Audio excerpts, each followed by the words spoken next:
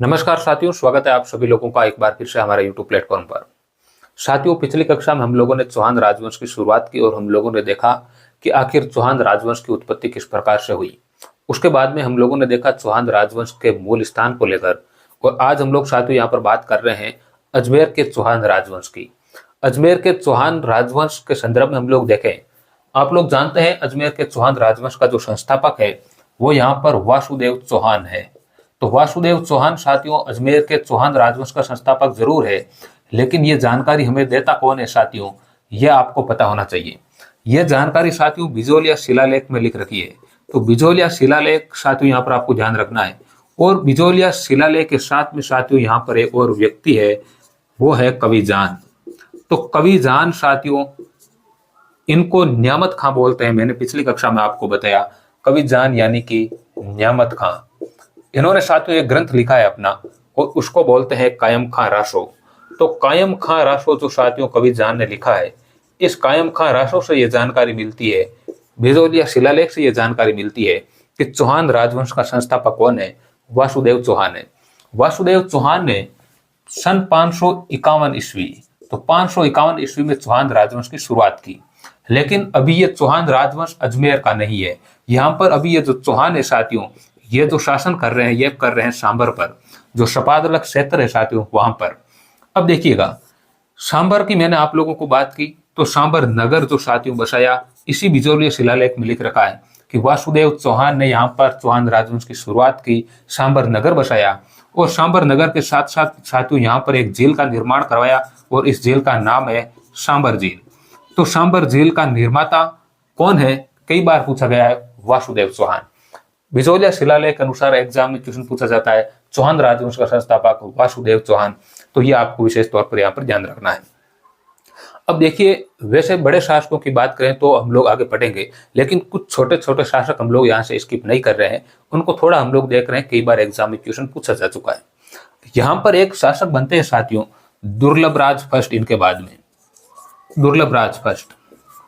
अब दुर्लभ राज फर्स्ट की वैसे तो कोई बड़ी बात नहीं है, लेकिन क्योंकि आप लोग जानते हैं जो चौहान यहाँ की जो शाखा है, ये प्रतिहारों की सामंत हुआ करती थी। तो यहाँ पर जो प्रतिहार है साथियों, इनके समय जो शासक थे वत्सराज प्रतिहार। वत्सराज प्रतिहार का सामंत था साथियों कौन, यहाँ पर दुर्लभ राज फर्स्ट। और आप लोग जानते हैं, भली भांति जानते हैं, वत्सराज फर्स्ट त्रिपक्षीय संघर्ष साथियों, कनौज को लेकर जो संघर्ष हो रहा था, तो उस समय त्रिपक्षीय संघर्ष में वत्सराज की सहायता की किसने, यहाँ पर दुर्लभ राज ने। यह महत्वपूर्ण बात है। तो इस प्रकार की छोटी छोटी कई बातें, छोटे जो शासक है उनको हम थोड़ा थोड़ा एक एक दो दो बातें इनकी हम लोग देखते हुए चलेंगे। इनके बाद में एक छोटा शासक जो अमूमन आप लोग नहीं पढ़ते होंगे शायद, वो है गुवक फर्स्ट। तो गुवक फर्स्ट इसके बाद में शासक बना। इसको लेकर क्वेश्चन कई बार एग्जाम में पूछा जा चुका है, इसलिए मैं यहाँ पर बता रहा हूँ आपको। देखिएगा, गुवक फर्स्ट आप लोग जानते हैं कि जो हर्षनाथ मंदिर है साथियों, सीकर का हर्षनाथ मंदिर आप लोग जानते हैं, हर्षनाथ जी जो चौहान शाखा है साथियों यहाँ की, इस चौहान शाखा के इष्ट देव कौन है, हर्षनाथ जी है। तो हर्षनाथ जो मंदिर है साथियों, इस हर्षनाथ मंदिर का निर्माण शुरू करवाने वाला शासक आपसे पूछे, निर्माण केवल शुरू करवाने वाला व्यक्ति है कौन साथियों, आपको बताना है गुवक फर्स्ट। अब आपसे ये पूछ सकते हैं कि इसका निर्माण पूरा किसने करवाया, तो यहीं पर मैं लिख देता हूं, निर्माण साथियों पूरा करवाने वाला व्यक्ति कौन है, कौन सा शासक है जिसने हर्षनाथ मंदिर का निर्माण पूरा करवाया, आप लोग जानते हैं सिंहराज। सिंहराज हम लोग आगे शासक पढ़ेंगे, लेकिन अभी आप लोग केवल ये ध्यान रखें कि यहाँ पर गुवक फर्स्ट ने हर्षनाथ मंदिर का निर्माण शुरू करवाया, जबकि इसको पूरा करवाने वाला व्यक्ति कौन है, सिंहराज है। तीन चार बातें हम लोगों ने देखी। हमने देखा चौहान वंश का संस्थापक वासुदेव चौहान है, बिजोलिया शिलालेख और कविजान यहाँ पर अपने ग्रंथ कायम खां रासो में यह जानकारी देते हैं। वासुदेव चौहान ने सांबर नगर की स्थापना की, सांबर को अपनी राजधानी बनाया, और इसके साथ आप लोग जानते हैं सांबर झील का निर्माण करवाने वाला व्यक्ति भी वासुदेव चौहान है। इसके बाद में एक दुर्लभ राज फर्स्ट को हमने देखा। एक बात आपको ध्यान रखनी है, केवल वत्सराज प्रतिहार का सामंत था, और जो त्रिपक्षीय संघर्ष हुआ कनौज को लेकर, इस त्रिपक्षीय संघर्ष में वत्सराज की सहायता कौन कर रहा था, दुर्लभ राज फर्स्ट। इसके बाद में गुवक फर्स्ट ने हर्षनाथ मंदिर का निर्माण शुरू करवाया, और पूरा करवाने वाला व्यक्ति कौन है, सिंहराज। ये महत्वपूर्ण बातें हम लोगों ने एक बार देखी है, आप चाहें तो इसका रिवीजन कर सकते हैं। देखिए, वासुदेव चौहान ने 551 ईस्वी में, मैं बता रहा हूं आपको, और साथ में यहाँ पर साफ भी कर रहा हूं, बिजोलिया शिलालेख और कवि जान का जो ग्रंथ है कायम खारासो और सांबर झील, मैंने बताया सांबर नगर की स्थापना की है। दुर्लभ राजफस्ट की हम लोगों ने बात की, त्रिपक्षीय संघर्ष में यहाँ पर वत्सराज भरतियार की सहायता की। इसके अलावा हर्षनाथ मंदिर के निर्माता मैंने आपको बताया गुवक फर्स्ट ने शुरू करवाया, और सिंहराज ने इसका जो मंदिर है साथियों, इसका जो निर्माण है वो यहाँ पर पूरा करवाया है। ये बातें हम लोगों ने अब तक देखी। अब आप लोग देखिएगा, एक शासक है, साथियों यहाँ पर चंदनराज। अब चंदनराज साथियों केवल इसलिए फेमस है, केवल अपनी पत्नी के कारण। इनकी साथियों पत्नी थी जिनका नाम है आत्म प्रभा। आत्म प्रभा आप लोगों ने देखा होगा, आत्म प्रभा, और इनका एक नाम आपको और भी मिलता होगा, रुद्राणी। तो आत्म प्रभा और रुद्राणी दोनों एक ही है। इनको एक रोग हो रखा था, काल सर्प दोष। काल सर्प दोष। तो काल सर्प दोष रोग से निवारण के कारण इन्होंने, कहते हैं कि पुष्कर में 1000 शिवलिंग का निर्माण करवाया, और प्रतिदिन यहाँ पर इन शिवलिंगों के ऊपर 1000 दीपक ये किया करते थी। यही एग्जाम में क्वेश्चन चंदनराज को लेकर पूछा जाता है। तो चंदनराज साथियों आप लोग ध्यान रखिएगा, इनकी पत्नी आत्म प्रभा है जिसको रुद्राणी बोलते हैं। काल सर्प दोष होने के कारण पुष्कर में ये प्रतिदिन यहाँ पर साथियों 1000 दीपक यहाँ पर ये जलाया करती थी। तो ये आपको ध्यान रखना है, किसके बारे में? चंदनराज के बारे में। इसके अलावा चंदनराज को लेकर आपको कोई बात ध्यान रखने की जरूरत नहीं है। इसके बाद में एक शासक और छोटा शासक आप लोग अगर ध्यान रखें तो वो है वाकपति राज। वाकपति राज फर्स्ट। अब देखिए, वैसे तो इसको आप छोड़ सकते हैं, लेकिन कभी कभार ऐसे क्वेश्चन पूछ लेता है, तो ज्यादा कुछ अलग कंटेंट कोई ज्यादा तो होगा नहीं। वाकपति राज फर्स्ट को 188 युद्धों का विजेता कहा जाता है। यह आप थोड़ा ध्यान रखें, 188 युद्ध का विजेता कौन सा चौहान शासक कहलाता है? वाकपति राज फर्स्ट। इनका साथियों एक पुत्र आप लोग जानते हैं, इन्हीं का पुत्र था लक्ष्मण। कौन सा लक्ष्मण साथियों? वही लक्ष्मण जिसने नाडोल में चौहान राजवंश की नींव रखी। तो नाडोल में चौहान राजवंश का संस्थापक, जो चौहान राजवंश की जो शाखा है साथियों, नाडोल में रखने वाला जो लक्ष्मण है, उसके पिता ये है वाकपति राज फर्स्ट। बस ये बातें हैं। चंदनराज आप आत्म प्रभा याद रखिएगा, 1000 दीपक। वाकपति राज फर्स्ट 188 युद्धों का विजेता है। लक्ष्मण इन्हीं का पुत्र था जिसने नाडोल में चौहान राजवंश की नींव रखी। अब यहां पर हम लोग और इनके बाद के शासकों की अगर बात करें यहां पर, तो वैसे तो वाकपति राज फर्स्ट के बाद में एक शासक सिंहराज ही है, और सिंहराज की केवल एक बात आप ध्यान रख लीजिएगा कि हर्षनाथ मंदिर का निर्माण शुरू करवाया। वैसे देखें साथियों, तो सिंहराज ने एक उपाधि धारण की थी, महाराजा।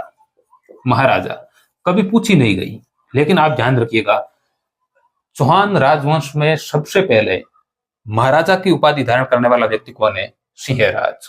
सिंहराज के बाद में एक शासक बनता है यहां पर, जिसका नाम है साथियों विग्रहराज सेकंड।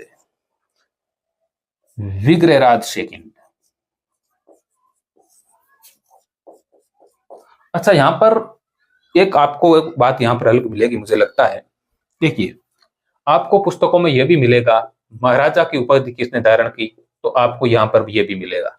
अब यहां पर ये क्वेश्चन एग्जाम में पूछे नहीं जाते अमूमन, तो यहां पर फिर मिलता है कि इसने महाराजा की उपाधि धारण की, तो इसने महाराजा धीराज की उपाधि धारण की। यह भी एग्जाम कई बार मिलता है ऐसा लिखा हुआ। अब ये पूछा नहीं जाता, आप पढ़े तो पढ़ लीजिए। इसके बाद में जो विग्रहराज सेकंड शासक बनता है, इसकी उपाधि आपको ध्यान रखनी है। ये महाराजा धीराज, ये परम भट्टारक महाराजा धीराज परमेश्वर। छोटी सी उपाधि हम लोग बात करते हैं विग्रहराज सेकंड की। अब तक जो हम लोगों ने देखा, हम साथ में रिवीजन कर सकते हैं। यहाँ पर चंदनराज, तो चंदनराज की आप लोग बात जानते हैं। इनकी पत्नी है आत्म प्रभा यानी कि रुद्राणी, जिसको काल सर्प दोष हो रखा था, और इसके कारण 1000 दीपक यहाँ पर ये पुष्कर में प्रतिदिन किया करती थी।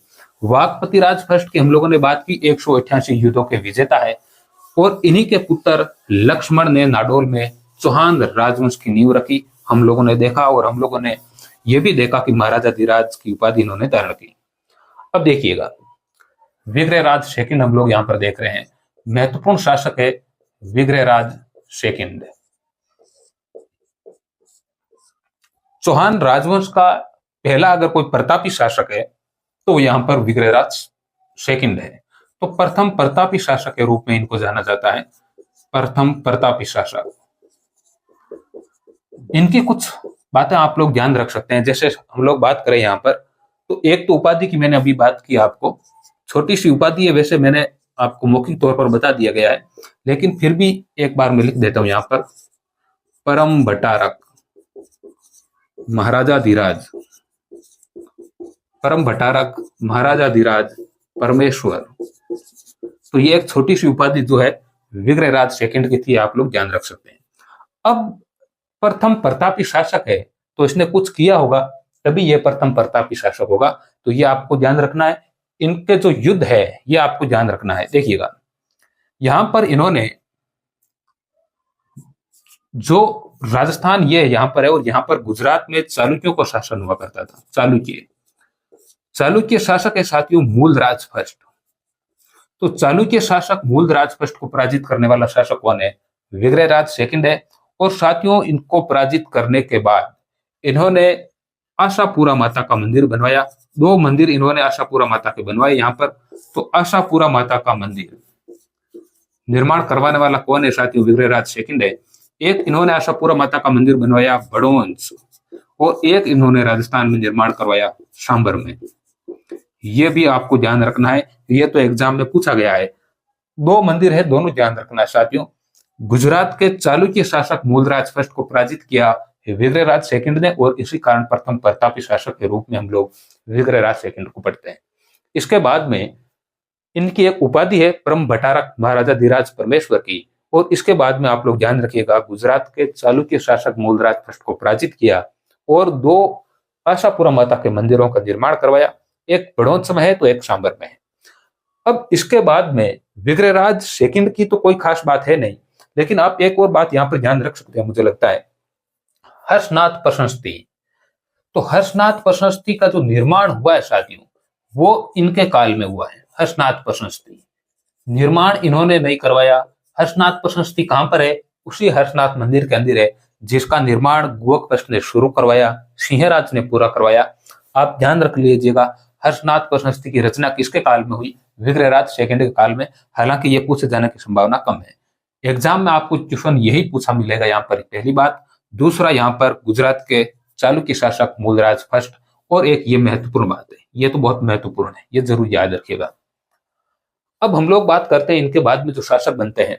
वैसे इनके बाद में दुर्लभराज सेकंड शासक बनता है, उसकी कोई महत्वपूर्ण बात नहीं है, लेकिन दुर्लभराज सेकंड के बाद में जो शासक बनेगा वो हमारे, उसके लिए 1-2 बात आप लोग ध्यान रखिएगा। दुर्लभराज सेकंड के बाद में गोविंदराज शासक बनता है, गोविंदराज थर्ड। अब गोविंदराज थर्ड की वैसे तो कोई बात नहीं है। एक इतिहासकार आप लोग जानते हैं फरिश्ता, इनका एक ग्रंथ है। इस जो तारीख फरिश्ता, जो फरिश्ता ने ग्रंथ लिखा था, उसके अंदर गोविंदराज थर्ड के बारे में लिखा गया है कि मारवाड़ में अगर तुर्कों को किसी ने रोका या गजनी के शासकों को किसी ने रोका तो वो शासक कौन था? गोविंदराज। हालांकि नॉर्मल एग्जामों में इस प्रकार का क्वेश्चन आने की संभावना नहीं रहती, लेकिन नॉर्मल एग्जामों में उपाधि को लेकर क्वेश्चन पूछा जा सकता है। और उपाधि, इसकी एक उपाधि है वेरी गट। तो एक उपाधि है इनकी वेरी गट, और एक उपाधि है इनकी शत्रु संहारक। 2 उपाधियां ध्यान रखिएगा, वेरी गट और शत्रु संहारक की उपाधियां कौन से चौहान शासक की है? विग्रहराज थर्ड की है। बाकी आप लोग फरिश्ता वाली बात कोई महत्वपूर्ण इतनी है नहीं, नॉर्मल एग्जामों में आंसर नहीं पूछा जाएगा। आपको जो नोट्स मिलेंगे उनमें सब कुछ ऐड मिल जाएगा, तो यहाँ पर ज्यादा लिखने की जरूरत पड़ेगी नहीं। अब इसके बाद में जो शासक बनते हैं उनकी हम लोग बात करते हैं।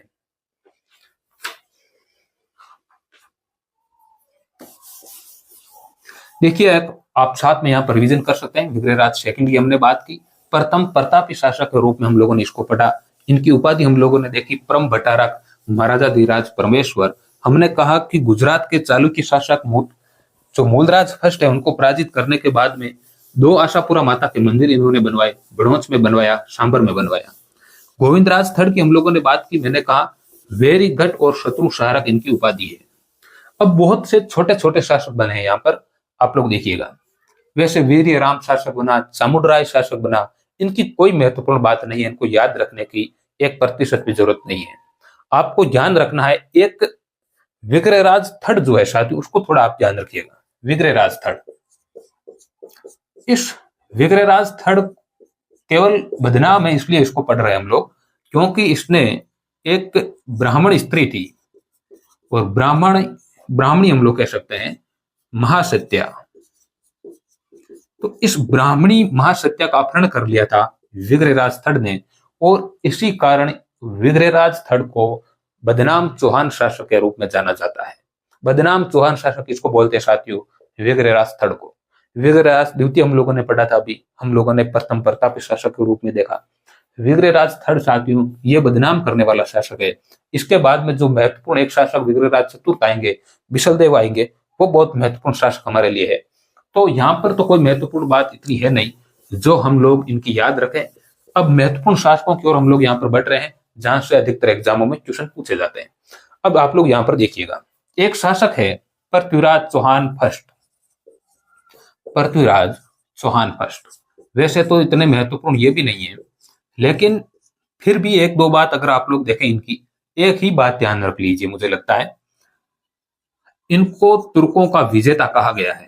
तुर्कों का विजेता, तो तुर्कों का विजेता किस चौहान शासक को कहा गया है, ये उपाधि आप लोग एक तरीके से याद रख सकते हैं, पृथ्वीराज चौहान फर्स्ट की।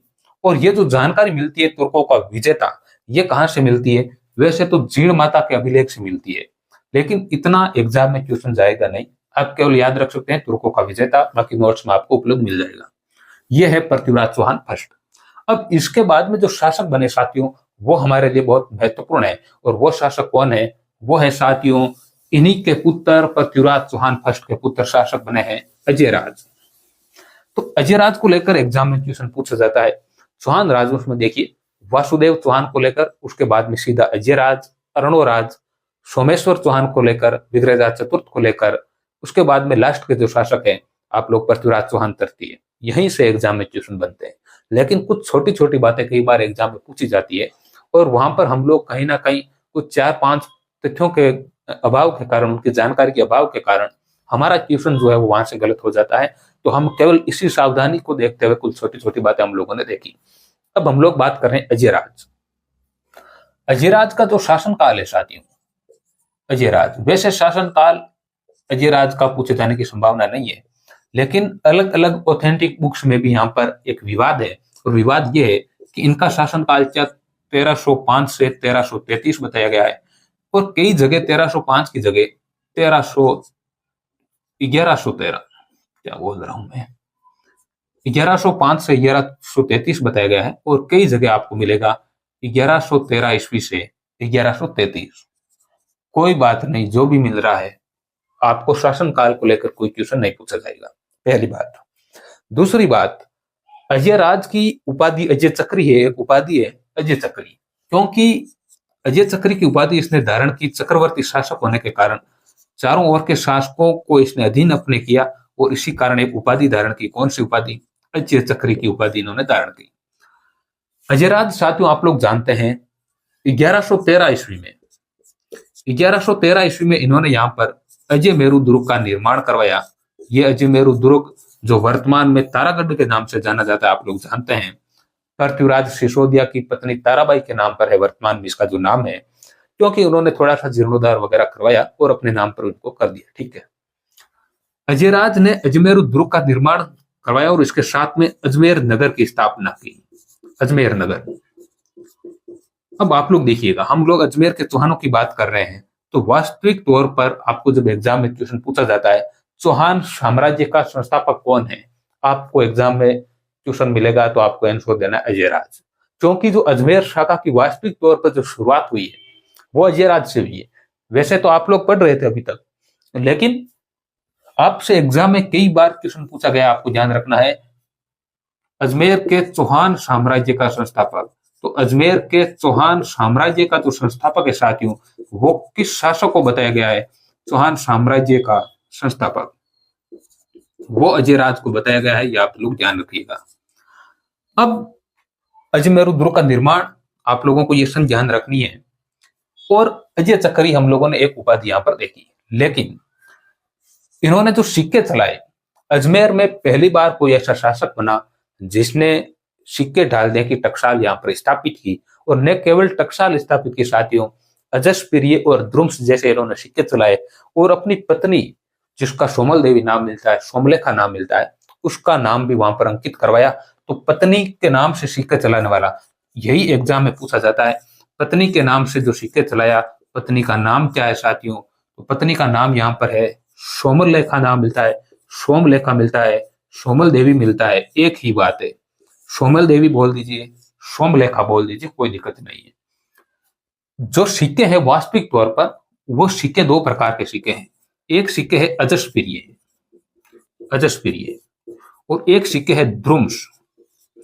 अजस्प्रिय और द्रुम्स सिक्के चलाए और इन सिक्कों के ऊपर एक तरफ सोमल देवी का नाम अंकित करवा दिया और दूसरी तरफ अपना नाम अंकित करवा दिया।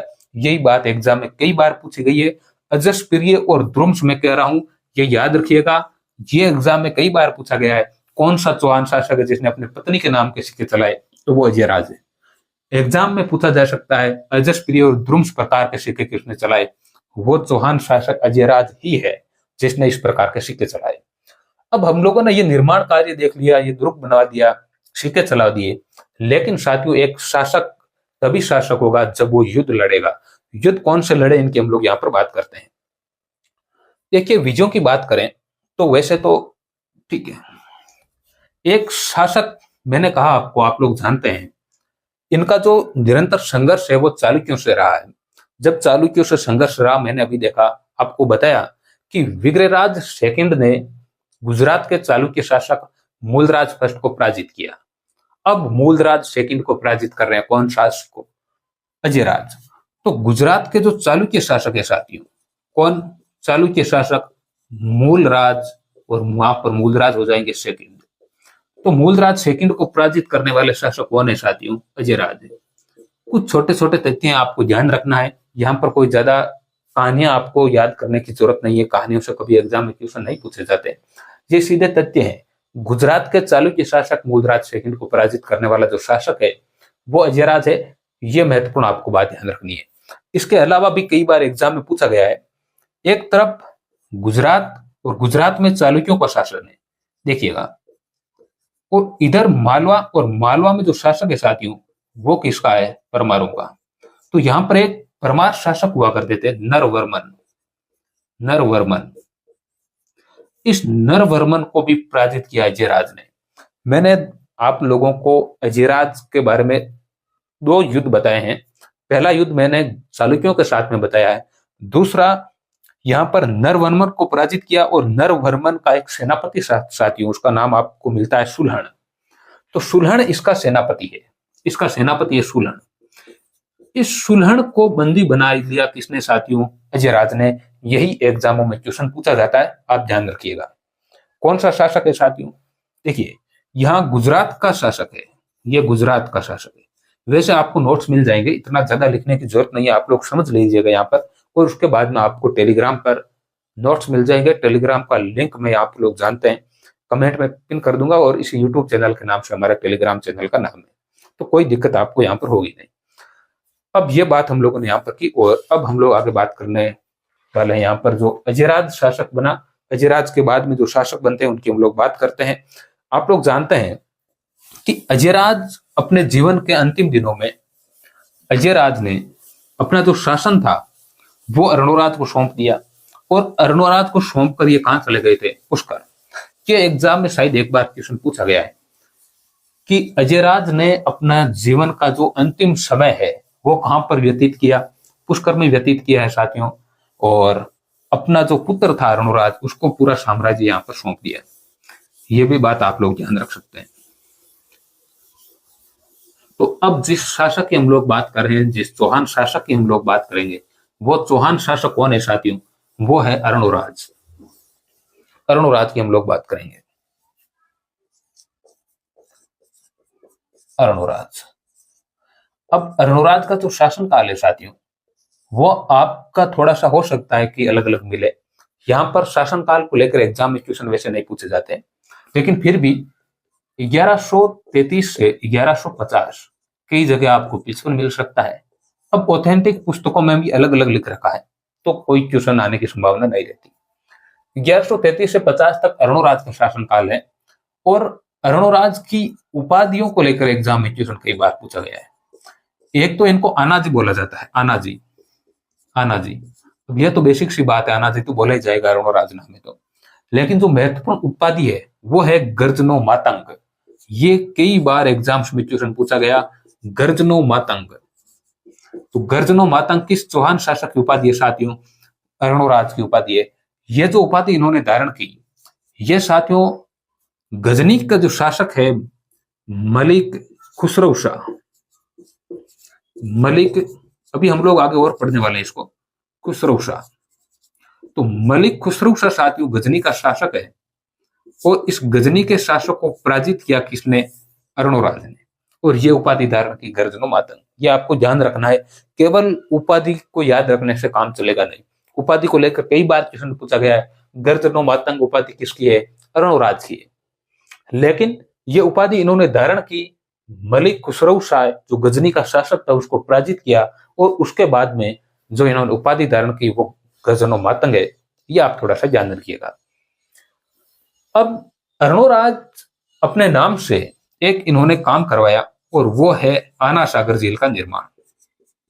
आना सागर झील आप लोगों ने कई बार पढ़ा होगा कि आना जी ने इस झील का जो निर्माण है वो तुर्कों से शनि धरती को धोने के लिए करवाया। कई बार पूछा भी गया है कि आना सागर झील का निर्माण किस चौहान शासक ने करवाया? अरुणराज। बस ये ध्यान रखिएगा, चौहान शासक अरुणराज ने जब तुर्कों को पराजित किया गजनी में, तो कहते हैं कि इतने तुर्कों को मारा कि यहाँ की जो धरती है वो रक्त रंजित हो गई और इसके बाद में यहाँ की जो धरती थी साथियों, जो जमीन थी, उसको रक्त से मुक्त करने के लिए झील का निर्माण करवाया, आना सागर झील। अब आप लोग राजस्थान की ज्योग्राफी पढ़ते हैं कि यहाँ पर जहांगीर और शाहजहां ने कुछ काम करवाए। जहांगीर ने साथियों यहाँ पर, और यहाँ पर एक शाहजहां ने संगमरमर बारादरी का निर्माण करवाया, तो जहांगीर ने दौलत बाग का निर्माण करवाया जिसको वर्तमान में सुभाष उद्यान के रूप में जाना जाता है। तो ये कुछ निर्माण कार्य हैं और ये वैसे ज्योग्राफी में आप लोग इन तथ्यों को देखते हैं, झीलों को देखते हैं। हमारे लिए जो महत्वपूर्ण बात है इतिहास के दृष्टिकोण से वो केवल ये है कि अरुणराज ने यहाँ पर आना सागर झील का निर्माण करवाया और यहाँ पर जहांगीर ने दौलत बाग का निर्माण करवाया, शाहजहां ने संगमरमर 5 संगमरमर की बारादरी यहाँ पर बनवाई है। तो ये भी आप लोग ध्यान रख सकते हैं, बाकी आपको नोट्स में ये मिल जाएगा। अब आना सागर झील का निर्माण हो गया, उपाधियां हो गई, और यहाँ पर अब जो महत्वपूर्ण बात है वो हमारे लिए है युद्ध कौन कौन से लड़े। एक शासक को तभी युद्ध के रूप में ही जाना जाता है, तो युद्धों को लेकर हम लोग बात करते हैं कि आखिर अरुणराज ने कौन कौन से यहाँ पर युद्ध लड़े, ये हम लोगों को देखने हैं। यहां पर मैं थोड़ा सा हल्का सा अगर राजस्थान का मैप आप लोगों के सामने देखिए, यहां पर है गजनी, गजनी यहां पर गुजरात है और गुजरात में चालुक्य शासक है। यहां पर दिल्ली है और यहां पर है यूपी में कन्नौज। कन्नौज देखिएगा, अभी मैंने आप लोगों को यह बताया कि गजनी के जो शासक है कौन? मलिक खुसरो शाह। तो इस मलिक खुसरो शाह को पराजित किया किसने? मलिक खुसरो शाह को पराजित किया साथियों अरुणराज ने और गर्जनो माता की उपाधि धारण की। गुजरात के चालुक्य शासक आपको साथियों कई बार एग्जाम में पूछा गया है, तो गुजरात के चालुक्य शासक कौन? देखिए यहां पर 2 बातें आपको ध्यान रखनी है। एक युद्ध लड़ा 1134 ईस्वी में और एक युद्ध हुआ यहां पर 1145 में। 2 युद्ध यहां पर लड़े गए। 1134 में जो युद्ध अरुणराज ने लड़ा वो जयसिंह सिद्धराज से लड़ा और जयसिंह सिद्धराज ने अपनी पुत्री जिसका नाम कांचन देवी मिलता है, इस कांचन देवी का विवाह अरुणराज के साथ किया। तो एग्जाम में कई बार पूछा जाता है कि अरुणराज ने गुजरात के चालुक्य शासक को पराजित किया और उनकी पुत्री कांचन देवी से विवाह किया, यह शासक कहां से संबंधित है? इस शासक में कौन सा वो शासक है जिसको पराजित किया? जयसिंह सिद्धराज। मैं नाम बोल रहा हूं केवल मौखिक तौर पर, आपको नोट्स में सब कुछ मिल जाएगा। अब देखिएगा, इसके बाद में कहते हैं कि एक बार जयसिंह सिद्धराज, यहां पर जो अरुणराज है इस अर्णोराज की अपनी पत्नी कांचन देवी से कोई विवाद हुआ, और विवाद इस प्रकार से हुआ कि कोई अब मान लीजिए चौपड़ वगैरह कोई गेम खेल रहे थे, तो उसके अंदर बार बार अर्णोराज जीत रहे थे, और एक इस प्रकार से टोंट कस दिया गया कांचन देवी को कि हम हमेशा चालुक्य से जीतते आए हैं, हम कभी चालुक्यों से पराजित होना जानते नहीं है। ऐसी स्थिति में साथियों कांचन देवी ने अपने पीहर से संपर्क किया, और वहां पर शासक थे इस समय, अब जयसिंह सिद्धराज वहां का शासक नहीं है, अब वहां का शासक है साथियों कुमारपाल, बहुत शक्तिशाली शासक है कुमारपाल। तो कुमारपाल जो शासक है साथियों, 1145 में जो कुमारपाल यहाँ का शासक था, इस कुमारपाल ने पराजित कर दिया साथियों किसको, अर्णोराज को। और अब की बात साथियों यहाँ पर काम उल्टा हुआ है। अर्णोराज को अपनी पुत्री जलहण का विवाह, अर्णोराज की पुत्री है साथियों जलहण, तो इस जलहण का जो विवाह है वो किससे करना पड़ा, कुमारपाल चालुक्य शासक से करना पड़ा। ये दो तीन महत्वपूर्ण बातें थी यहाँ पर एग्जाम में। ये जयसिंह सिद्धराज को लेकर क्वेश्चन पूछा गया है, आप लोग ध्यान रखिएगा। जयसिंह सिद्धराज, ये आप लोग ध्यान रखिएगा। इसके अलावा एक वराह मंदिर का निर्माण यहां पर करवाया पुष्कर के अंदर, ये एग्जाम में कई बार क्वेश्चन पूछा गया है। तो पुष्कर में साथियों वराह मंदिर का निर्माण करवाने वाला शासक कौन है, अर्णोराज। और इसी वराह मंदिर की जो मूर्ति है साथियों, उस मूर्ति को जहांगीर ने पुष्कर में फेंकवा दिया गया। ये एग्जाम में 2-3 बार पूछा गया क्वेश्चन है। किस मंदिर की मूर्ति को, यहाँ जो वराह मंदिर है साथियों, यहाँ पर जो मूर्ति थी भगवान विष्णु की मूर्ति थी, और इस भगवान विष्णु की मूर्ति को जहांगीर ने पुष्कर जेल में फेंकवा दिया गया। ये एग्जाम में क्वेश्चन कई बार पूछा गया, आप लोग ध्यान रख सकते हैं। अर्णोराज के बारे में हम लोगों ने जो बातें देखी, इनको हम लोग रिपीट करते हुए यहाँ पर साफ करेंगे ताकि हमारा समय का यहाँ पर सदुपयोग हो सके। अर्णोराज मैंने आप लोगों को बताया साथियों 1133 से 50 तक ये शासक रहा, और उपाधि की हम लोगों ने बात की, एक उपाधि अनाजी की है, एक उपाधि गर्जनो मातंग है। मलिक खुसरो शाह को लेकर हम लोगों ने बात की, क्योंकि गजनी के शासक मलिक खुसरो शाह को पराजित किया, इसी कारण साथियों गर्जनो मातंग की उपाधि इन्होंने धारण की, इसको भी यहाँ पर पराजित किया है। जलहण मैंने आपको बताया जब पराजित हुआ कुमारपाल से, तो अपनी पुत्री का विवाह इसे करना पड़ा।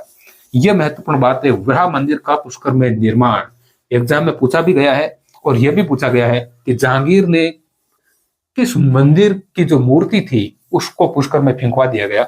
यह भी एग्जाम में क्वेश्चन पूछा गया है, तो आप लोग ये भी यहाँ पर ध्यान रख सकते हैं। अब यहाँ पर अर्णोराज के बाद में जो महत्वपूर्ण शासक बना, वो अब महत्वपूर्ण तो क्या ही है, जगदेव। ये 1150 से 52 साल तक रहा। अब जगदेव की कोई महत्वपूर्ण बात नहीं है, केवल यही महत्वपूर्ण बात है कि जगदेव ने अपने पिता अर्णोराज की हत्या की और शासक बना, बस। और इसी कारण अजमेर के जो चौहान शासक है उसमें पितरहंता के रूप में किसको जाना जाता है, जगदेव को।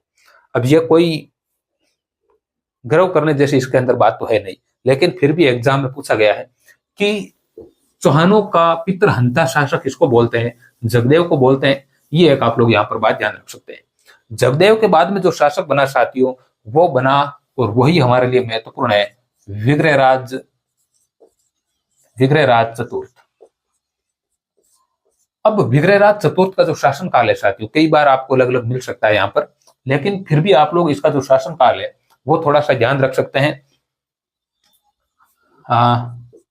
1152 से 63। अब यहाँ पर 63 की जगह अगर 64 भी मिले तो कोई दिक्कत नहीं है। कोई शासक का इस प्रकार से टाइम पीरियड इतना आसानी से नहीं पूछा जाता। महत्वपूर्ण जो शासक है, जैसे मेवाड़ के महत्वपूर्ण शासक है, कोई कुंभा है, कोई प्रताप है, इस प्रकार के शासकों का शासन काल पूछा जाता है एग्जाम्स में। इस प्रकार के शासकों का कभी शासन काल नहीं पूछा गया। हाँ, पृथ्वीराज चौहान थर्ड का यहाँ पर शासन काल पूछा जा सकता है चौहानों में, यही महत्वपूर्ण है। बाकी ऐसे किसी को उठाकर यहाँ पर शासन काल नहीं पूछा जाएगा, आप चिंता ना करें। वैसे नए अभ्यर्थी यहाँ पर परेशान हो सकते हैं शासन काल को लेकर, लेकिन जो पुराने अभ्यर्थी है वो यहाँ पर परेशान नहीं होंगे शासन काल को लेकर, कोई दिक्कत नहीं है। 52 से 63 है, आपको कुछ अलग मिल सकता है, लेकिन ऑथेंटिक बुक्स में यही लिख रखा है, तो मैं यहाँ पर यही आपको बता रहा हूँ। अब विग्रहराज चतुर्थ की बहुत सी महत्वपूर्ण बातें हैं। विग्रहराज चतुर्थ जो साथियों है, इसके काल को चौहानों के शासन काल में स्वर्ण काल माना गया है। तो अजमेर के चौहानों के शासन काल में किसी व्यक्ति के काल को स्वर्ण काल माना गया तो वो विग्रहराज चतुर्थ है। अब ये स्वर्ण काल तो कई बार आपने देखा होगा स्वर्ण काल, लेकिन कहा किसने, एक इतिहासकार है साथियों विंसेंट स्मिथ। तो विंसेंट स्मिथ साथियों यहाँ पर जो इतिहासकार है, इन्होंने यहाँ पर विग्रहराज चतुर्थ के काल को स्वर्ण काल कहा क्यों? बहुत से कारण है। पहला कारण मैं आपको बताता हूं साथियों, विग्रहराज चतुर्थ ने एक नाटक लिखा, हरिकेली नाटक। हरिकेली नाटक, आप बताइए कोई शासक है साथियों और वो नाटक की रचना कर रहा है, और वो भी साथियों संस्कृत भाषा में। अब बात आप लोग देखिएगा, संस्कृत भाषा का इतना बड़ा ज्ञाता है साथियों, कौन? विग्रहराज चतुर्थ।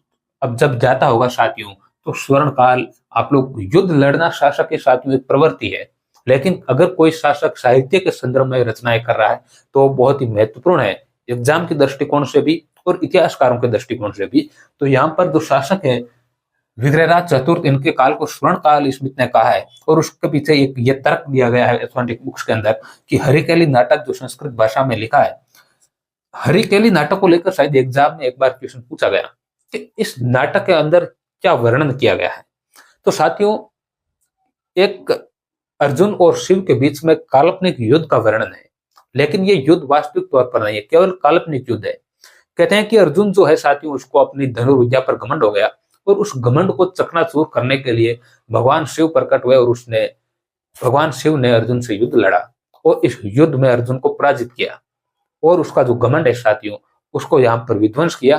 तो ये आप लोग ध्यान रख सकते हैं कि इस हरिकेली नाटक के अंदर जो अर्जुन और शिव के बीच में एक काल्पनिक युद्ध का वर्णन है। हरिकेली साथियों जब नाटक लिखा, तो एक इतिहास में एक जयानक भट्ट, आप लोगों ने बार बार नाम आ रहा है यहाँ पर, जयानक भट्ट। जयानक भट्ट ने साथियों विग्रहराज चतुर्थ को एक उपाधि दे दी, और वो उपाधि कौन सी दी साथियों? कवि बांधव की उपाधि दे दी। कवि बांधव, तो कवि बांधव मिल सकता है आपको, कई जगह मिला। ये कटिबंधु, ये भी आप लोगों को मिल सकता है। तो कवि बांधव, कटिबंधु, ये उपाधि किसकी है साथियों?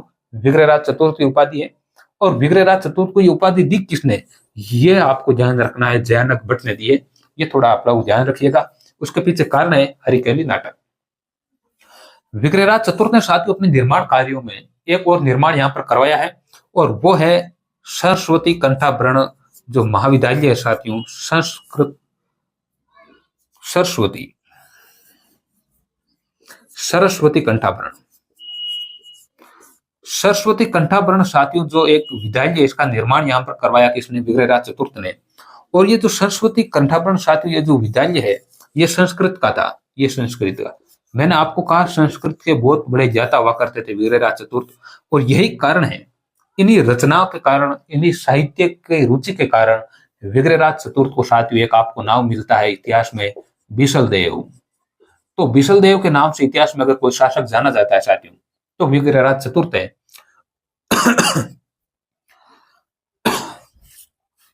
ये जो साथियों सरस्वती कंठाभरण जो विद्यालय है, इस सरस्वती कंठाभरण विद्यालय को यहाँ पर कुतुबुद्दीन ऐबक साथियों, जब दिल्ली सल्तनत में गुलाम वंश का जब संस्थापक कुतुबुद्दीन जो ऐबक है साथियों, आप लोग जानते हैं 1206 से 1210 ईस्वी तक दिल्ली में कुतुबुद्दीन ऐबक का शासन रहता है, और उसी दौरान कुतुबुद्दीन ऐबक ने इस ढांचे को, यानी ये पर जो संस्कृत विद्यालय साथियों, इसको तुड़वाकर 2.5 दिन के झोंपड़े में परिणित कर दिया।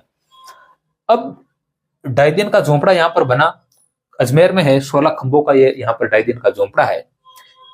इसको 2.5 दिन का झोंपड़ा क्यों कहा जाता है, इसको लेकर अलग अलग जो विवाद है, उसमें एक पर्सी ब्राउन को लेकर किसी एग्जाम में क्वेश्चन पूछा गया। एक इतिहासकार है साथियों पर्सी ब्राउन, इन्होंने कहा कि जो यहाँ पर एक मुस्लिम फकीर थे पंजाब शाह, उनका नाम मिलता है साथियों पंजाब शाह, और मुस्लिम फकीर पंजाब शाह की साथियों यहाँ पर जो उर्स लगता है, उसमें यहाँ पर जो जायरीन आते हैं, जायरीन यात्री जो हिंदू समाज में जिनको हम लोग कहते हैं कि जो यात्री जो तीर्थ यात्रा करते हैं, तो जो तीर्थ यात्री यहाँ के जो थे जायरीन जो थे साथियों, वो यहाँ पर इनके उर्स में 2.5 दिन तक रुकते हैं, और यही कारण है कि इसको 2.5 दिन का झोंपड़ा बोला जाता है। इसके अलावा कोई कारण नहीं है, और यही कारण सर्वमान्य कारण भी है। तो ये पर्सी ब्राउन को लेकर ये क्वेश्चन एग्जाम में शायद पूछा गया, मुझे याद आ रहा है थोड़ा सा। तो ये पंजाब शाह के कारण यहाँ पर जो उर्स लगता है उसके कारण इसको बोला जाता है, ये आप लोग ध्यान रख सकते हैं। हमने सरस्वती कंठाभरण यहाँ पर महाविद्यालय विद्यालय जो है साथियों संस्कृत का है, इसकी बात की। अब देखिएगा, अब हम, क्योंकि बिशलदेव नाम से आप लोगों ने कई चीजें देखी होगी, एक इन्होंने साथियों बिशलपुर कस्बा बसाया, बिशलपुर कस्बा। और न केवल बिशलपुर कस्बा बसाया साथियों, यहाँ पर एक बिशलपुर जो बांध है उसका भी इन्होंने निर्माण करवाया। ये भी आप लोग यहाँ पर ध्यान रख सकते हैं। कौन से शासक है साथियों?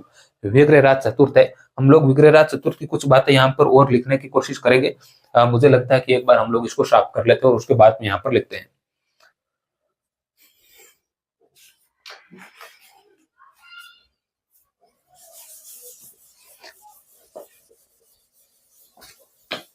अच्छा, यहाँ पर साथियों जो एक हरिकेली नाटक लिखा गया है, और इस नाटक को लिखने के कारण एक इतिहासकार है साथियों, किलहोर्न। वैसे मैं यहाँ पर मौखिक तौर पर बता रहा हूँ आपको, एक इतिहासकार है किलहोर्न। देखिए इस प्रकार के इतिहासकार है, इनका नाम है किलहोर्न। ये इतिहासकार साथियों जो किलहोर्न है, इन्होंने विग्रहराज चतुर्थ की इस दक्षता को देखते हुए, इस संस्कृत के ज्ञान को देखते हुए इनकी तुलना साथियों कालिदास से की, और न केवल कालिदास से की बल्कि भवभूति से भी इसकी तुलना कर डाली साथियों। तो वो कौन से इतिहासकार है जिन्होंने विग्रहराज चतुर्थ की तुलना कालिदास और भवभूति से की है? ये कालिदास है साथियों। आप लोग जानते हैं संस्कृत के बहुत से महाकाव्य इन्होंने लिखे, और एक है भवभूति, यह भी संस्कृत के बहुत प्रकांड विद्वान हुआ करते थे। तो इतिहासकार किलहोर्न साथियों बहुत आगे बढ़कर कालिदास और भवभूति से तुलना करते हैं विग्रहराज चतुर्थ की, और ये कारण केवल हरिकेली नाटक है। हरिकेली नाटक के कारण ही कवि बंधु की उपाधि इनको दी है जयानक भट्ट ने। और इतिहासकार किलहोर्न जो है साथियों, वो यहाँ पर कालिदास और भवभूति से इनकी तुलना कर रहे हैं। ये भी आप लोग ध्यान रखिएगा। अब यहाँ पर कुछ और महत्वपूर्ण बातें युद्धों को लेकर हम लोग बात करेंगे, लेकिन उससे पहले कुछ रचनाएं, क्योंकि मैंने आप लोगों को कहा ये विद्वानों के आश्रयदाता भी थे, तो कुछ विद्वान इनके दरबार पे थे और उन्होंने जो रचनाएं लिखी साथियों, वो आपको थोड़ी सी ध्यान मुझे लगता है कि रखनी चाहिए। एक यहाँ पर है सोमदेव, एक सोमदेव है साथियों, इनको ध्यान रखना है। एक यहाँ पर है नरपति नाले, नरपति नाले, और एक आप लोग याद रखिएगा धर्मघोष सूरी, धर्मघोष सूरी। तीन साथियों मैं आप लोगों को बता रहा हूं, यहाँ पर जो दरबारी विद्वान है वो यहाँ पर विग्रहराज चतुर्थ के दरबार में थे। एक विद्वान है सोमदेव, और सोमदेव ने साथियों जो रचना लिखी वो है ललित विग्रहराज। तो ललित विग्रहराज रचना किसकी है साथियों? कई बार एग्जाम में पूछा गया है, तो वो सोमदेव की रचना है। और सोमदेव जो है वो विग्रहराज चतुर्थ का दरबारी साहित्यकार था। नरपति नाले आप लोग जानते हैं बिशलदेव रासो। तो साथियों बिशलदेव रासो की कई बार आपको पूछा गया है, रचनाकार कौन है? नरपति नाले है, और यह भी इनके दरबार में हुआ करते थे। यहाँ पर धर्मघोष सूरी को लेकर आपको ध्यान केवल इतना रखना है साथियों कि धर्मघोष सूरी के आग्रह पर पशु वध पर रोक लगा दी साथियों विग्रहराज चतुर्थ ने। यह आपको ध्यान रखना है। तीन साथियों मैंने दरबारी इनके जो विद्वान हैं उनकी बात की है। एक सोमदेव है, ललित विग्रहराज की रचना करते हैं। नरपति नाले बिशलदेव रासो की रचना करते हैं। और यहाँ पर धर्मघोष सूरी साथियों, इनके आग्रह पर पशुवध पर रोक लगाया किसने साथियों? विग्रहराज चतुर्थ ने। तो ये बातें आपको ध्यान रखनी है। अब हम लोग बात करते हैं साथियों इनके निर्माण कार्यों की। हम लोगों ने बात कर ली वैसे, और अब जो महत्वपूर्ण बात है हमारे लिए वो मुझे लगता है कि युद्ध है। तो युद्धों को लेकर हम लोग यहाँ पर बात करते हैं।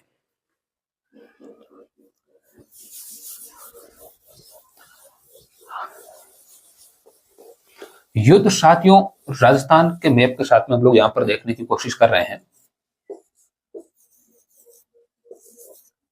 देखिएगा यहाँ पर मैंने आपको बताया था गजनी, और गजनी में साथियों यहाँ पर इस समय जो शासक थे वो थे अमीर खुसरो शाह। देखिए यहाँ पर जो खुसरो शाह नाम से खुसरो शाह है, अमीर खुसरो शाह। हम लोगों ने जो पीछे पढ़ा वो मलिक खुसरो शाह है, और यहाँ पर कौन है? यहाँ पर साथियों अमीर खुसरो शाह है। थोड़ा सा नाम में यहाँ पर बदलाव है, आप लोग एक ही ना समझे इसको। तो मलिक खुसरो शाह जो गजनी का शासक है उसको भी इन्होंने पराजित किया। न केवल इसको साथियों यहाँ पर चालुक्यों से बदला लिया है। मैंने आपको बताया था पीछे कि जो जयसिंह सिद्धराज के बाद में जो कुमारपाल से अर्णोराज ने युद्ध लड़ा, तो अर्णोराज को चालुक्य शासक कुमारपाल ने पराजित किया। कुमारपाल ने, तो इस कुमारपाल को भी पराजित किया किसने साथियों? विग्रहराज चतुर्थ ने। यह भी आप लोग ध्यान रखिएगा। तो यहाँ पर मलिक खुसरो शाह को पराजित किया, यहाँ पर गुजरात के चालुक्य शासक कुमारपाल को पराजित किया, और इसके साथ में साथियों आपको ध्यान रखना है, और वो है यहाँ पर दिल्ली, और दिल्ली के तोमरों को पराजित किया। और यहां पर साथियों आपको ध्यान रखना है, यूपी में कन्नौज के जयचंद गढ़वाल को पराजित किया। यूपी के कन्नौज के जयचंद गढ़वाल को भी पराजित करने वाला शासक कौन है साथियों? तो वो यहाँ पर है विग्रहराज चतुर्थ। ये हम लोगों ने महत्वपूर्ण बातें साथियों यहाँ पर देखी है। और इसके अलावा जो बाकी के शासक है साथियों, हम लोग कोशिश करेंगे कि अगले वीडियो में इनको हम लोग कवर करेंगे। मुझे लगता है कि ये वीडियो काफी बड़ा हो जाएगा। हम लोगों ने साथियों अब तक के जो हम लोगों ने पढ़ा, वासुदेव चौहान से दुर्लभराज चौहान, गुवक फर्स्ट, सिंहराज, ये तमाम बातें हम लोगों ने देखते देखते हम लोग अजयराज, अरुणोराज, विग्रहराज चतुर्थ तक हम लोग पहुंचे हैं। अगले वीडियो में हम लोग देखेंगे जो अपर गांगेय इसके बाद में शासक बनेगा, उसके बाद में महत्वपूर्ण शासक सोमेश्वर चौहान, और उनके बाद में पृथ्वीराज चौहान थर्ड ये शासक बनेंगे। इनके बारे में हम लोग पढ़ेंगे साथियों। इसके बाद में हम लोग आगे के शासकों के बारे में, जो अलग चौहान राजवंश है उसकी हम लोग बात करेंगे। रणथंभौर के चौहान, जालोर के चौहान, हड़ा चौहान, ये तमाम चौहान राजवंश हम लोग पढ़ने वाले हैं। तो साथियों बहुत बहुत धन्यवाद, शुक्रिया।